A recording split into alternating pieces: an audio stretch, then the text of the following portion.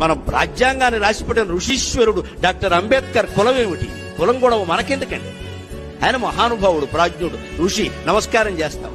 అసలు ఆ రాజ్యాంగాన్ని రచన చేయడం ఎవడి వల్ల అవుతుందమ్మా? అంబేద్కర్ దైవాంశ సంభూతుడు కాబట్టి రాశాడు. అక్కడ సామాన్యుడి వల్ల అయ్యే పని అది.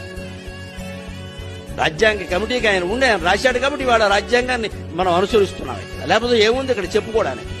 అందరికీ ఇవాళ కులాలు అంటగట్టారు, మహానాయకులకు కూడా.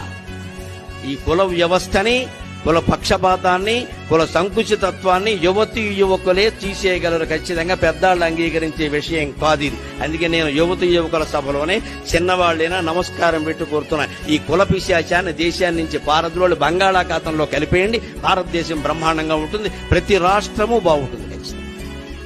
మనిషిని హిందువుగా చూడొద్దు, ముస్లింగా చూడొద్దు, క్రైస్తవుడిగా చూడొద్దు, బౌద్ధుడిగా చూడొద్దు. మనిషిని మనిషిగా చూడండి. కష్టమా? చాలా కష్టం. చాలా ఈజీగా, చాలా కష్టం. మతం తట్టు